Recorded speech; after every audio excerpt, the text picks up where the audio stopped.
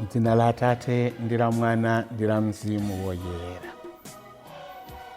Ambuye akhale nanu. Abale ndi alongo tikulandireni lero ku programu yathu yatilankhuleni Ambuye pa 1 March chaka cha 23. Mawu athu oyamba achokera buku la Yona 3 verse ya 1 mpaka 10, ndipo uthenga wathu uchokera mu Luka mutu wa 11 ndime ya 29 mpaka 32. Amene akutiwerengera mthenga wabwino komanso kutigawira mawu ndi Reverend Father David Belo kuchokera ku Chiringa Parish mu Archdiocese ya Blantyre. Ambuye akhale nanu. Mawu amuthenga wabwino monga adalembera Luka woyera. Pamene anthu ankachulukira Yesu adati, anthu ambado uno ngoyipa amafuna kuona chizindikiro chozizwitsa, komabe sazachiona chizindikirocho kopanda cha mneneri Yona chija. Monga Yona uja anali chizindikiro kwa anthu aku Ninive, chomwechonso Mwana wa Munthu adzakhala chizindikiro kwa anthu ambado uno.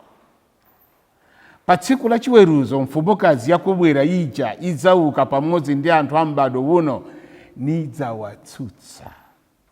Paja iwo idachita kuchokera ku malekezero a dziko kudzamva mawu a mfumu Solomoni.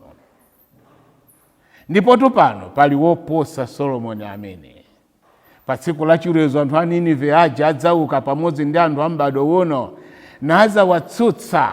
Paja iwo adatembenuka mtima atamva malaliko a Yona. Ndipo pano pali woposa Yona amene. Mthenga wa Ambuye. Abale ndi alongo, lero ndi chaka cha David woyera wa ku Wales. Mpingo umatipatsa anthu amene anachitako bwino cholinga choti ifeyo tizitengamo zitsanzo za anthu amene anachita bwino kuti ifenso tingathe kukoperapo zina ndi zina zochitika pa moyo wathu wa tsiku ndi tsiku. Ambuye Yesu akunena kuti m'bado uno ndi woyipa. Ndipo lero 2023 tingathe kunena kuti m'bado uno ndi woyipa koposa kale. Komanso tiyembekezere kuti mtsogolo tikupitako kuzakhala zopya zoposa zimene tikuzionazi.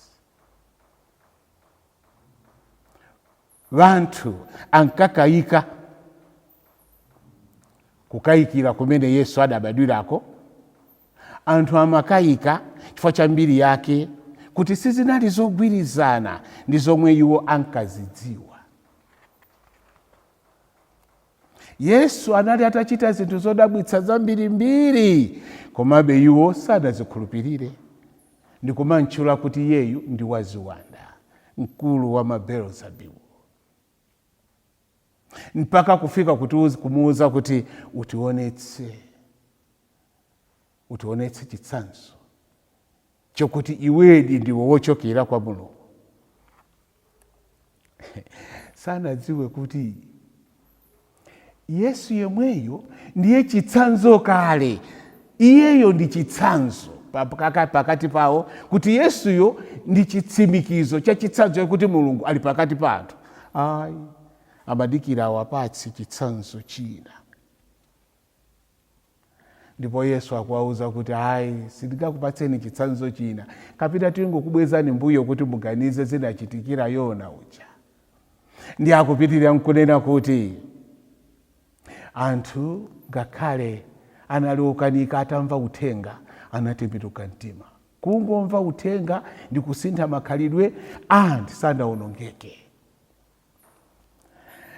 Akutipatsa Ambuye Yesu kuti mayi wina adayenda ulendo wautali kuchokera ku Ethiopia ulendo ku Israeli. Atangomva mbiri ya munthu wotchuka, mfumu Solomoni. ndipo pochoka iyeyo, pochoka kwawo anatenga mphatso ngati mfumu Bathsheba, kutenga mphatso yopita kukaonera mfumu nzache. Ndipo atafika ndikukaona mmene standard ya moyo inaliri.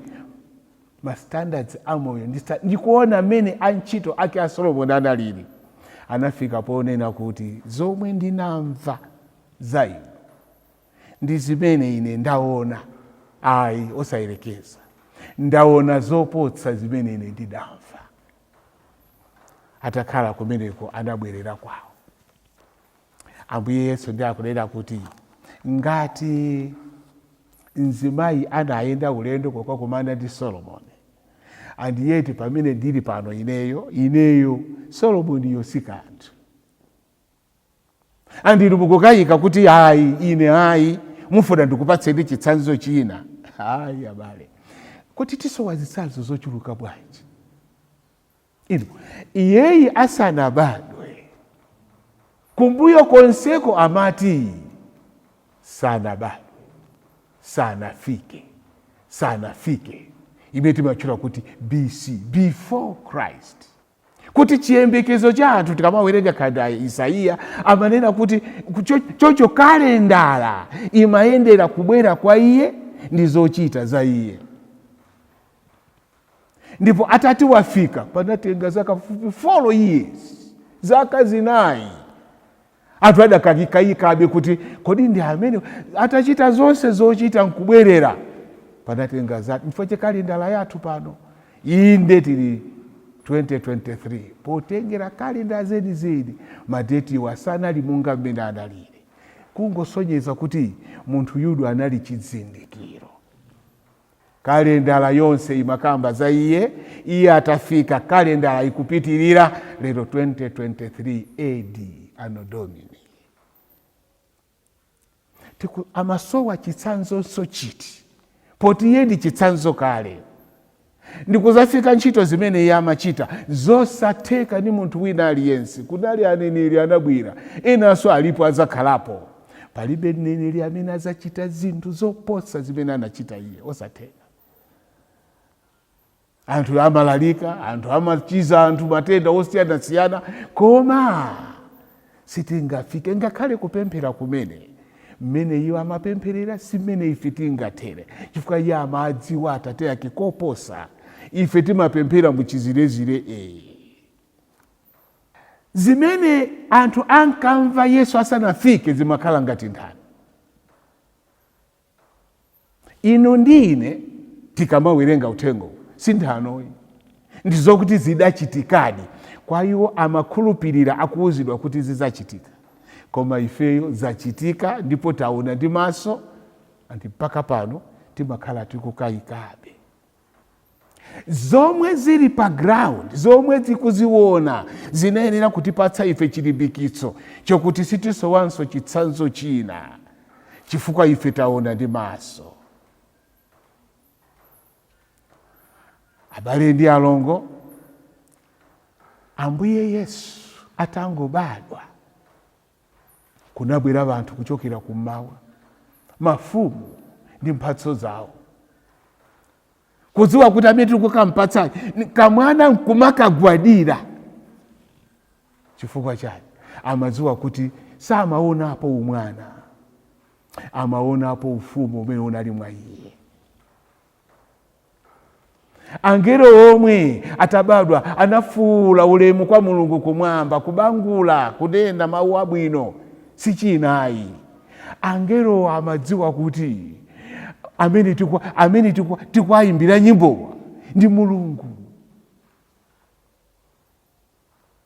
Abale ndi alongo, ku Yorodani kuja kuti pamene iye amapatsidwa ubatizo ndi Yohane, liwu likumveka.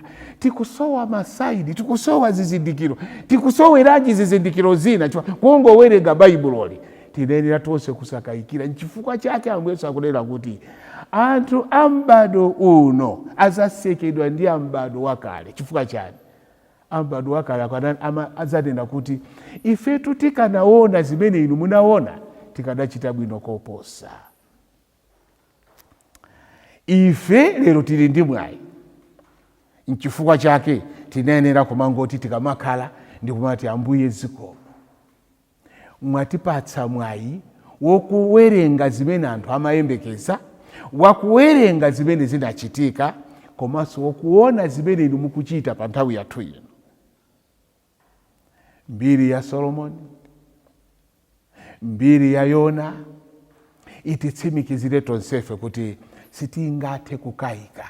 Chodabwitsa nchoti mpaka lero anthu ena sakukhulupirirabe kuti Yesu ndi mwana wa Mulungu, ndipo sakukhulupirira kuti zonse zilipozi, chiyambi cha zonse Ambuye Yesu ndiye mpulumutsi wathu. Ndipo inu ndine tikalephera kuchita bwino tili ndi mwayi wofika pafupi naye ndi kuwapepesa, ndipo tikapepesa iwo zonse tachita zimakhululukidwa kupyolera mwa anthu amene Mulungu adawasankha kuti azigwira ntchito imeneyo. Tiyeni tisachepetse zaulere za Mulungu zimene zimayikidwa mwa anthu ena kuti azitithandizira mwa Yesu Khristu Ambuye wathu. Amen.